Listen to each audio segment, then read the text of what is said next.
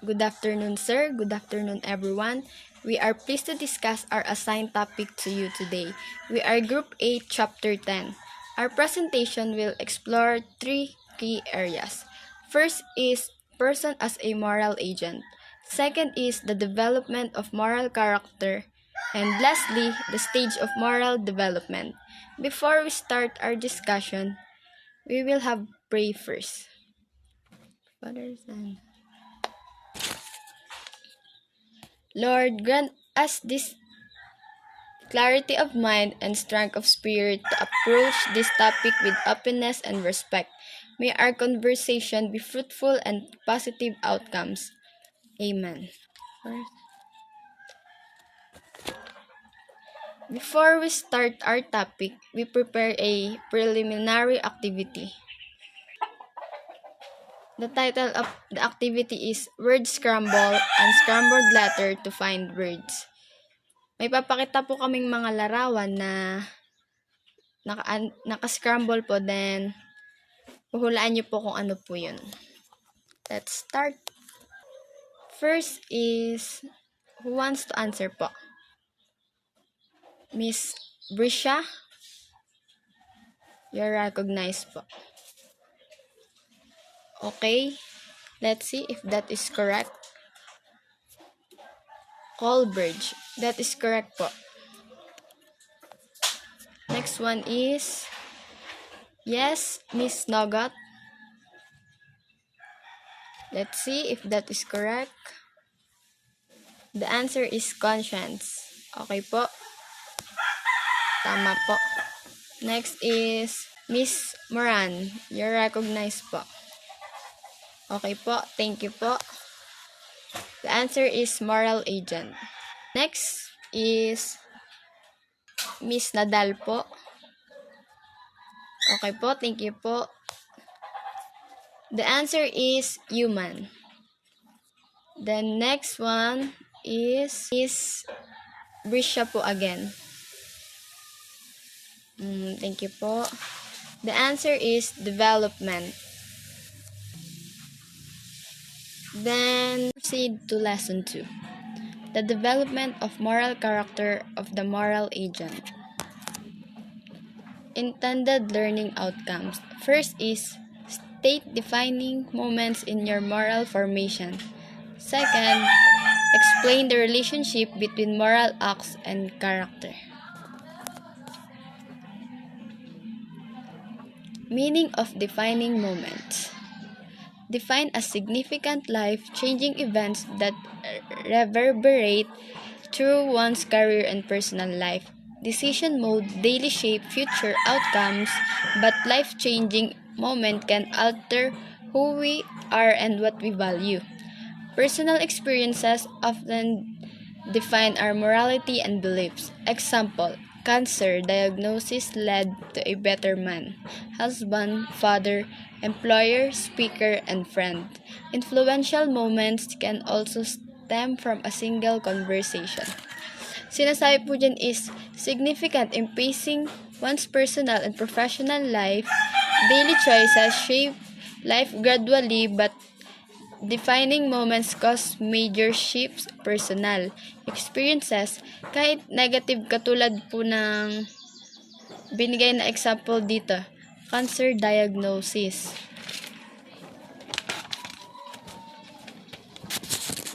Can lead to positive growth and altered values. Even small event, katulad ng pag-usap natin sa isa't isa, it also can perform a defining moment. Next. Defining moments for Saint Paul. A sudden light from heaven surrounded him on his way to Damascus. The light knocked Saul to the ground, revealing Jesus as one he persecuted. Saul asked for Jesus' direction upon entering the city. Paul preached Jesus to all, became one of Jesus' greatest disciples. Kay Saint Paul naman po, yung defining moment niya is his conversion on the road to Damascus.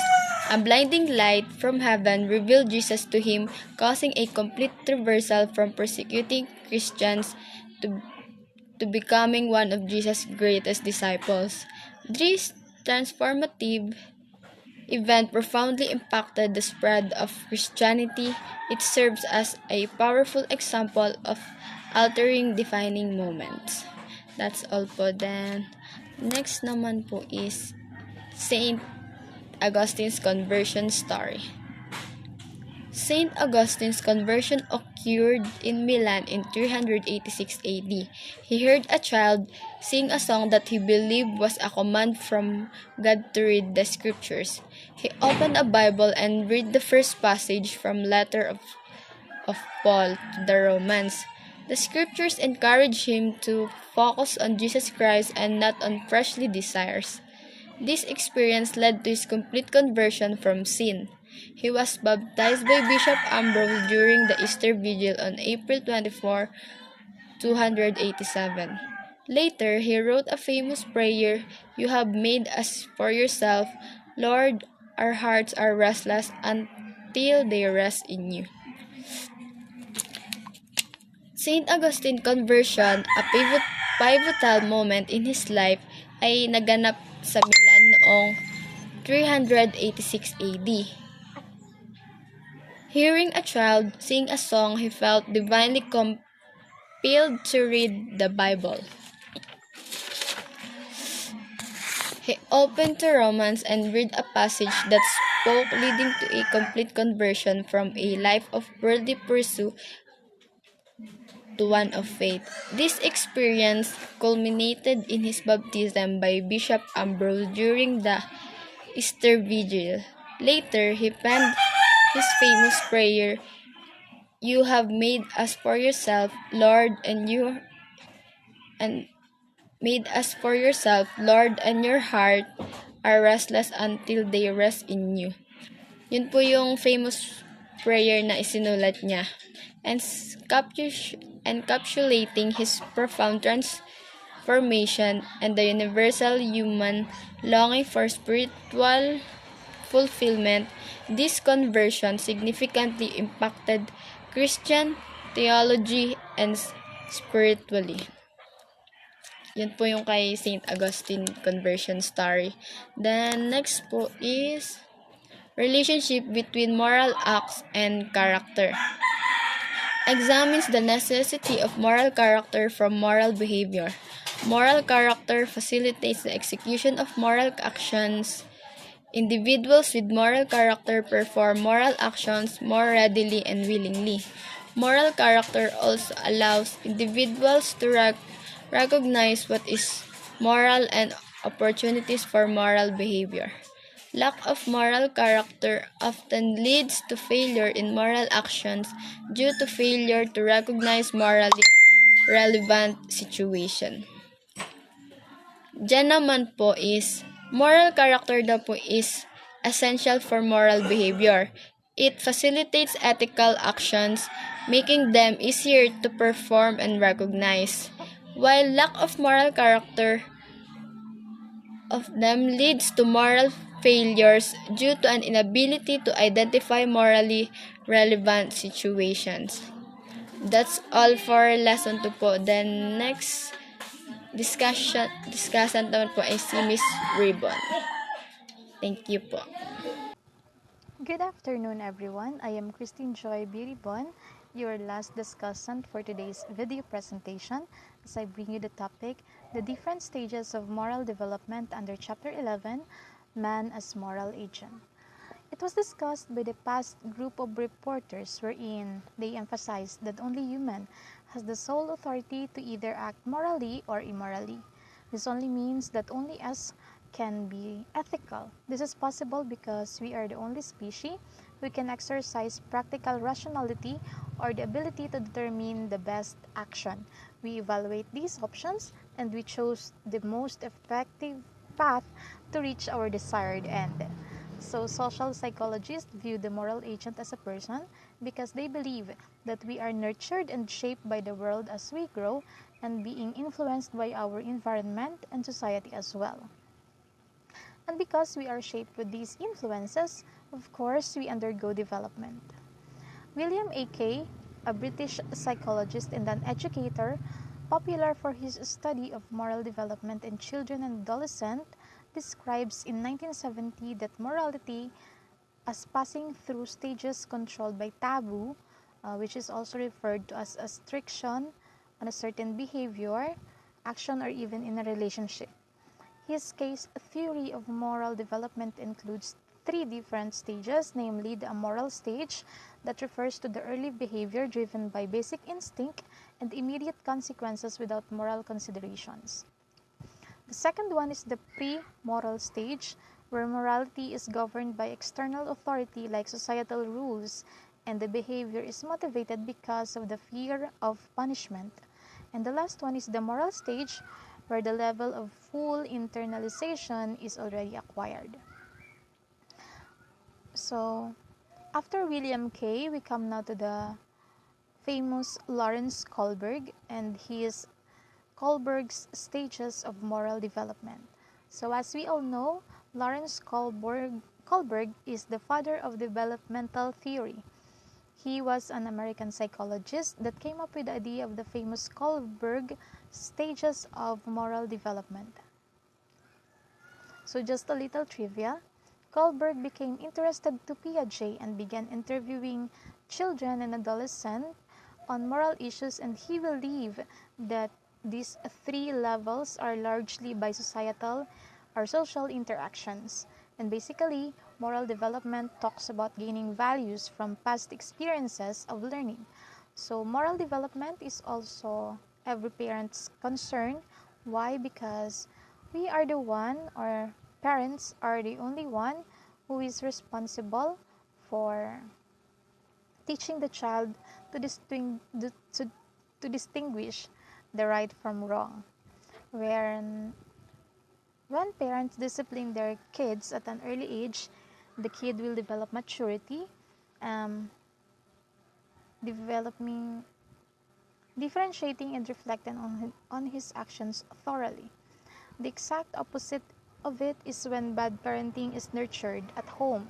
So when bad parenting is nurtured at home, lumalaki ang bata that they think they are right, and they act in accordance to what only they believed in, neglecting the virtue of accountability and the responsibility of learning from mistakes. So the Kohlberg's theory explains how people's sense of right and wrong develops over time, moving from a basic unit of understanding down to a more sophisticated reasoning.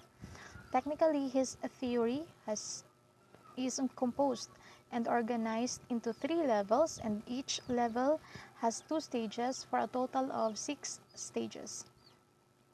So we come now to the different levels of Kohlberg's moral development. Number one is the pre-conventional level. So in a nutshell, moral reasoning on this stage is based on the consequences or result of an act, not on the action itself, if it is good or bad. Under the level 1 is the stage 1, the obedience and punishment orientation. This stage is where the child is motivated to do good only because they fear punishment. They see rules as fixed and absolute, and they think that obeying rules is important because it is a means to avoid punishment. It's like telling, yes, I will tell mama because if she found out later that I know something, she will get angry and most likely to punish me. Stage 2 is this instrumental orientation. This is where one is motivated to act by the benefit that one may obtain. People take account for individuals' point of view and judge actions based on how they serve individual needs. Just like saying, yes, I will tell mama because she will surely reward me for it. I will ask some money to buy the things that I wanted. Conventional stage is the second stage or second level of the Kohlberg's developmental theory.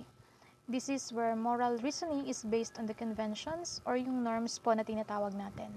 This may include the approval of others, law, and order. Under conventional levels lies another two stages, mainly in the stage 3, the good boy and good girl orientation.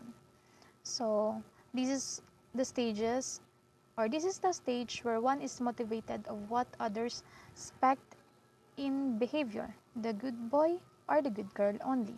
The person acts because he or she values how they appear to others. Um, this only means that um, people on this stage are mostly like people pleasers, and there is a big emphasis on being nice and saying that, yes, I will tell mama because I am such a good kid. So the stage 4 is the law and order orientation. This is when a person is motivated to act in order to uphold justice, law, and norms. People consider society as a whole when making judgment. This stage focuses on maintaining law and order by following rules, doing one's duty, and respecting authority. It's like saying, yes, I will tell mama because we should follow the rules that our parents set or say. So, the next one is the post-conventional morality. Ito na po yung last part or last level of Kohlberg's moral development.